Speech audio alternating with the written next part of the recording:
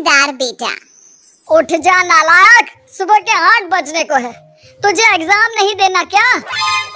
थोड़ी देर और सोने दीजिए ना पापा। तू उठता है या फिर मैं तेरे ऊपर पानी फेंकूं? रोज गधों की तरह सोता रहता है, पेपर की कोई टेंशन ही नहीं है। और एक हमारा समय था जब हम पेपर में फेल होने के डर से रात भर पढ़ा करते थे, सो ही नहीं पाते थे। तो क्या आप उसका बदला मुझसे लेंगे? मैं 15 मिनट बाद उठ जाऊंगा, आप प्लीज जाइए, मुझे डिस्टर्ब मत कीजिए। इतना कहकर रौनक रजाई ढककर फिर से सो जाता है। तू ऐसा नहीं मानेगा, रुक मैं अभी पानी लेकर आता हूँ। बस फिर क्या था, इतना कहकर वो भागते हुए बाथरूम में जाते हैं और पानी की एक बड़ी सी बाल्टी लाकर रौनक के ऊपर फेंक देते हैं। पानी पड़ते ही रौनक झट से उठ जाता है। ये आपने क्या किया पापा? अब तो उठेगा नहीं तो यही करना पड़ेगा ना। वैसे थैंक्स डैड, आपके कारण ना अब मुझे नहाने की भी जरूरत नहीं पड़ेगी। चलिए अब आप माँ से बोलकर मेरे कपड़े निकलवा दीजिए, तब तक मैं ब्रश कर लेता हूँ। वैसे कल ना आप एक काम और करना, नहलाने के साथ साथ मुझे ब्रश भी करवा देना। ये ब्रश करने में ना मुझे बहुत आलस आता है। रौनक की बातों से अरविंद का मुंह खुला का खुला रह जाता है। वो अपनी पत्नी कमला के पास जाता है और रौनक की हरकतों के बारे में बताता है, जिसे सुन उसकी पत्नी हंसने लगती है। तुम अपने बेटे को समझाने के बजाय हंस रही हो। रौनक बच्चा है, धीरे धीरे सुधर जाएगा, आप क्यों उसके पीछे पड़े रहते हो? अभी नहीं सुधरेगा तो कब सुधरेगा?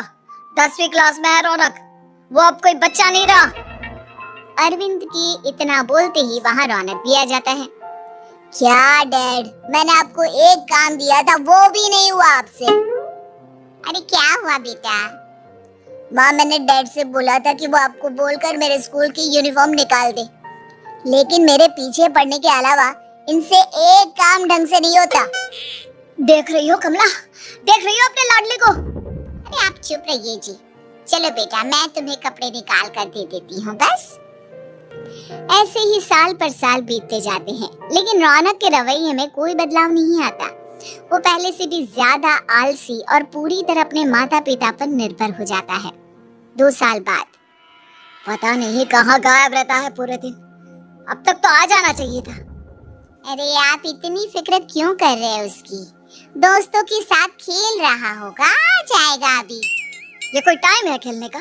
10 बजने वाले हैं, इतनी रात में कौन खेलता है? कमला कुछ कहती उससे पहले ही रौनक वहाँ आ जाता है। मम्मी जल्दी से खाना लगा दो, बहुत भूख लग रही है। तुम्हें तब तक खाना नहीं मिलेगा जब तक तुम बता नहीं देते कि इतनी रात गए कहाँ से आ रहे हो। ओह प्लीज डैड, अब आप एसी पे प्रद्युमन बनकर मेरे सर पर बंदूक लेकर मत बैठ जाना। अपनी फालतू की बकवास बंद कर और बता कहाँ से आ रहा है।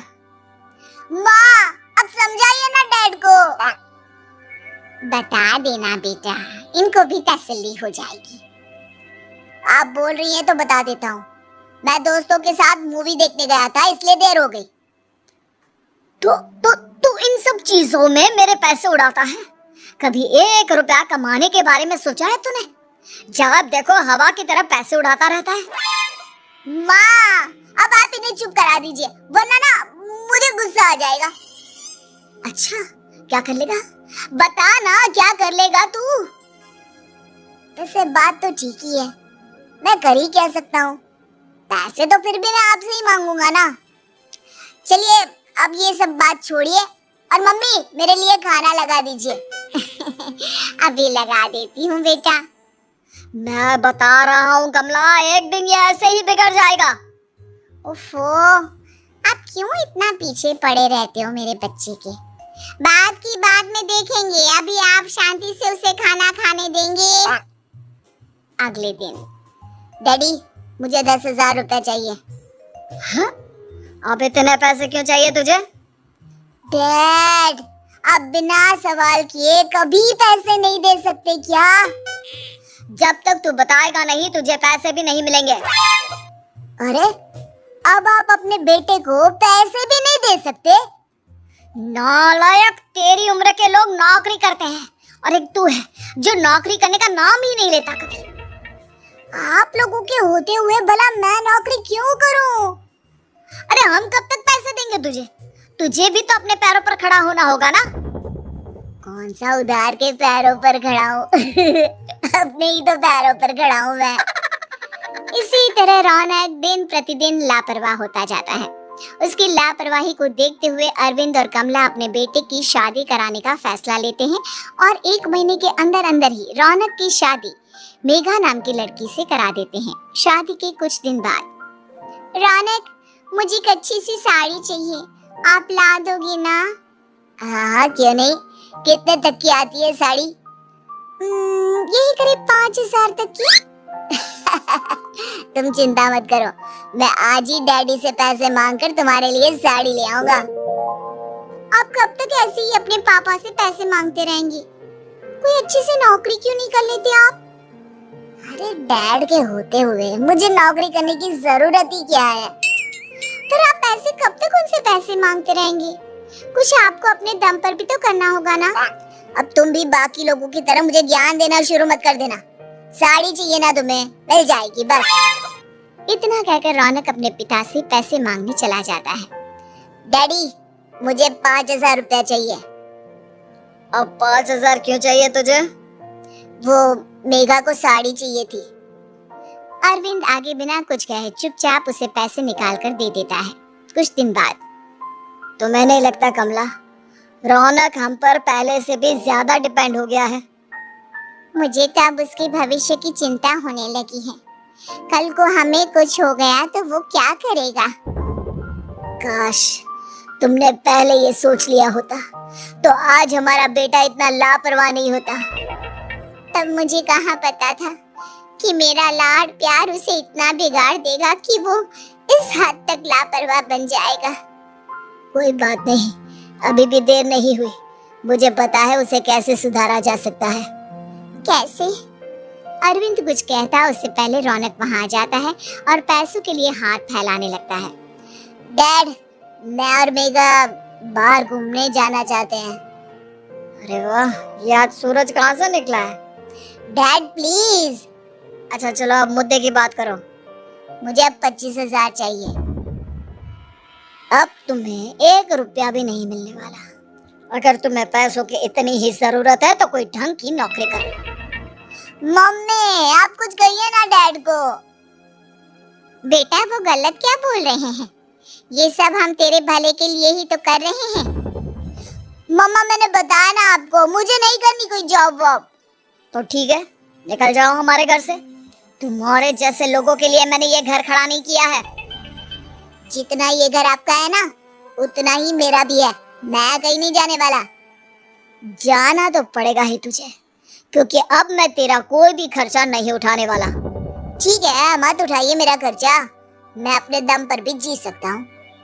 तो बेशर्मों की तरह अब तक यहाँ क्यों खड़ा है? अपना सामान ले और निकल जाए यहाँ से। रौनक पैर पटकते हुए वहां से चला जाता है। घर से निकालना जरूरी है क्या उसे? बिना पैसों के कौन रखेगा उसे किराए पर?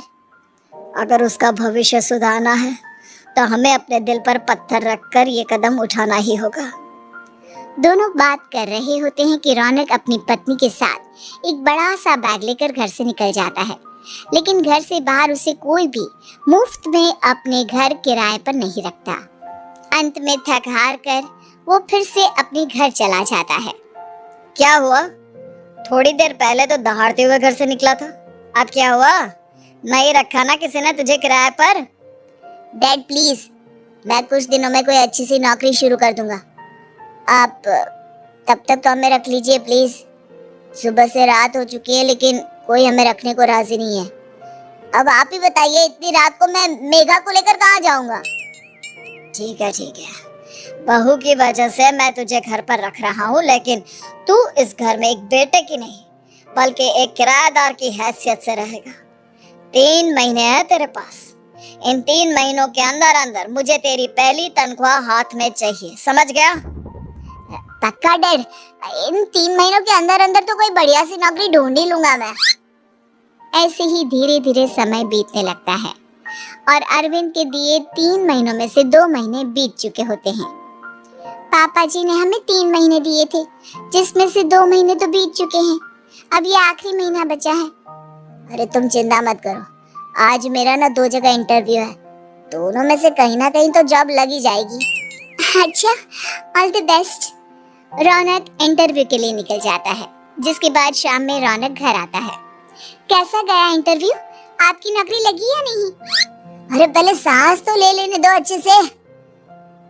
बताइए ना, मुझसे तो जरा भी इंतजार नहीं हो रहा है। वो दरअसल बात यह है कि मेरी नौकरी तो लग चुकी है, लेकिन पैसे बहुत कम है। कितने पैसे हैं? 15,000। इतने में अरविंद और कमला मिठाई का डिब्बा लेकर आ जाते हैं। बधाई हो बेटा। हम जानते थे तेरी जॉब जरूर लगेगी, लेकिन मेरी सैलरी बहुत कम है मम्मा। कम है तो क्या हुआ, धीरे धीरे बढ़ जाएगी। हाँ बेटा, हम तो बस चाहते थे कि तू अपने पैरों पर खड़ा हो जाए। मतलब अब आप मुझे घर से नहीं निकालेंगे? नहीं, ये सब हमने तुझे जिम्मेदार इंसान बनाने के लिए किया था। Thank you mummy papa. अगर आप दोनों ऐसा नहीं करते तो मुझे कभी अपनी जिम्मेदारियों का एहसास तक नहीं होता।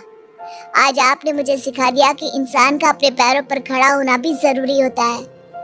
इतना कहकर रौनक झट से अपने माता पिता के गले लग जाता है और अपनी कमाई की पहली तनख्वाह वो अपने माता पिता के हाथ में सौंपता है।